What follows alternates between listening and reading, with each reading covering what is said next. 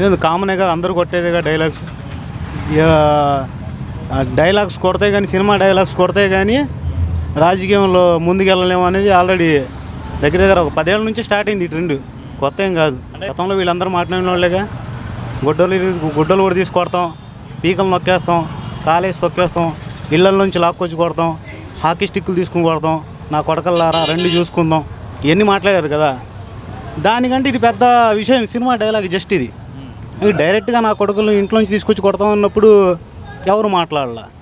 Just cinema dialogue, అది కూడా ఆ సినిమాలో డైలాగ్ ఏంటి అని ఒక పత్రికా విలేకరిని అడుగుతూ దాన్ని అనునయించాడు ఆయన. ఆయన ఏం చెప్పలా, నేను నరికేస్తానని నేను చెప్పలా. సరే ప్లకార్డు గురించి అంటారా, అది ఒక టీడీపీ అభిమాని దీంట్లోకి వచ్చి ఆ ప్లకార్డు ప్రదర్శించి మన వీళ్ళని బ్లేమ్ చేయడానికి చేశాడా లేదా వాళ్ళ మీద కడుపు మంటతో చేశాడా దేవుడికే తెలియాలి. అది రప్ప గురించి అయితే ఇదే.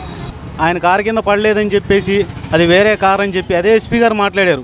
ఉన్నది మాట్లాడుకుందాం. తప్పు ఎవరు చేసినా తప్పే. అది ప్రజెంట్ సీఎం అయినా అంతకుముందు సీఎం అయినా ఎవరైనా తప్పు చేసిన తప్పే. నాకు తెలిసి అదైతే ఫేక్ అని మేము నమ్ముతున్నాం. దాంట్లో నిజం ఉందని మేము అనుకోవట్లేదు. యావరేజ్ అండి, బిలో యావరేజ్ చెప్పుకోవచ్చు. ఎవరికోళ్ళు తప్పే ఉంది, వాళ్ళు మంచి చేసామని చెప్పుకుంటారు కానీ నా పాలన బాగాలేదని నేను చెప్పుకోను కదా. జగన్మోహన్ రెడ్డిని జైల్లో వేస్తాం అంటున్నారు. నేను తప్పే ఉంది. తప్పు చేస్తే ఎవరైనా జైలుకి వెళ్ళొచ్చు. గతంలో ఆయన చేశారు, ఆయన వెళ్ళొచ్చారు. చెయ్యొచ్చు, తప్పే ఉంది. ఇప్పుడు రాజకీయాలు ఎలా తయారైందంటే ఈయన వస్తే ఆయన మీద పగ తీర్చుకుంటాడు, ఆయన వస్తే ఈయన మీద పగ తీర్చుకుంటాడు. ప్రజల సమస్యల్ని గాలికి వదిలేస్తారు. ఇప్పుడు ఇదే పరిస్థితిని నెక్స్ట్ 5 ఏళ్ళ తర్వాత ఒకవేళ జగన్మోహన్ రెడ్డి వచ్చాడు అనుకోండి, ఆయన ఇదే చేశాడు అనుకోండి, రాష్ట్రంలో డెవలప్మెంట్ ఎక్కడ ఉంటుంది? పరిశ్రమలు వస్తాయా? రావుగా. భయపడి పరిశ్రమలు రావు కదా. వచ్చినవి కూడా వెనక్కి వెళ్ళిపోతాయి. ఒకళ్ళ మీద ఒకళ్ళు కక్ష తీర్చుకుంటున్నప్పుడు ప్రజల సమస్యలు ఎలా తీరుతాయి? తీరవు. ఇప్పుడు చాలా సమస్యలు ఉన్నాయి రాష్ట్రంలో. అన్నిటి మీద మాట్లాడవచ్చు. ప్రతిపక్ష నాయకుడైనా, సీఎం అయినా, అధికార పార్టీ అయినా ఎవరైనా ప్రజల సమస్య గురించి మాట్లాడి దాన్ని బేస్ చేసుకుని ముందుకు తీసుకెళ్తే రాజకీయాలు బాగుంటాయి. ఈ 5 ఏళ్ళు కాదు, ఇంకో 10 ఏళ్ళు కూడా వీళ్ళే ఉంటారు. టీడీపీ గురించి కూడా గతంలో ఇలాగే అనుకున్నాం. వాళ్ళు ఏం చెప్పారు, మేము 30 ఏళ్ళు ఉంటాము, అయిపోయింది టీడీపీ పరిస్థితి అన్నారు. మళ్ళీ వాళ్ళు నిలదొక్కున్నారు, మళ్ళీ వచ్చారు. రేపటి రోజు వీళ్ళు కూడా నిలదొక్కువచ్చు, మళ్ళీ రావచ్చు. వీరు మంచి పరిపాలన ఇచ్చారనుకోండి, వాళ్ళు వచ్చే అవకాశం ఉండదు.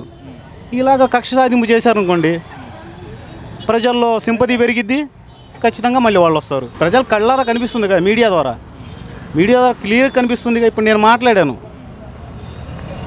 నెక్స్ట్ ఏం చేస్తారో తెలియదు. నేను ఉన్నది మాట్లాడా.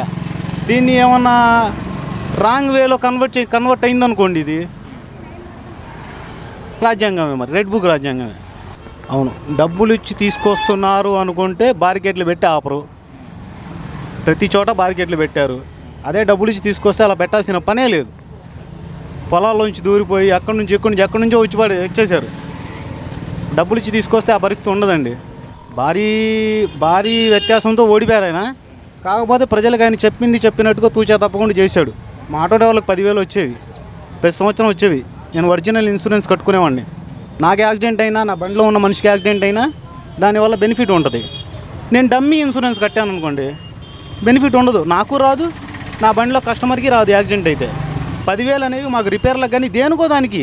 ఇప్పుడు డబ్బులు ఇచ్చినంత మాత్రాన అందరూ తాగి పడిపోరండి. నేనున్నాను చాలా పద్ధతిగా, నా కాకి చొక్కా లేకుండా ఆటో కూడా తీయను. నేను విత్ రికార్డ్స్ అన్ని, ప్రూఫ్స్ అన్ని పర్ఫెక్ట్గా మెయింటైన్ చేస్తాను. అలాంటి వాళ్ళు చాలామంది ఉన్నారు. అందరూ డబ్బులు ఇచ్చినంత మాత్రాన వెళ్ళి తాగి పడిపోరు. ఇప్పుడు స్కూల్ పిల్లలకు అమ్మఒడి వచ్చిందనుకోండి, ఆ సంవత్సరం మాకు చిన్నగా అవసరాలు ఉంటాయి. ఏదో ఒకటి వేడి నీళ్ళకి చన్నీళ్ళు తోడన్నట్టుగా ప్రతి పథకం మాకు ఉపయోగపడిందే కానీ ఉపయోగపడింది ఏం లేదు. తాగి తిరిగేవాడు ఈ డబ్బులైనా తాగుతాడండి, అమ్మఒడి డబ్బులైనా తాగుతాడు. వాడు పొద్దు నుంచి సాయంత్రం కష్టపడి మొత్తం తాగేస్తాడు. కాబట్టి జగన్మోహన్ రెడ్డి పథకాలు గతంలో అన్నీ చేశారు కాబట్టి ఆయన మీద నమ్మకంతో ప్రజలు వస్తున్నారని నేను అనుకుంటున్నాను.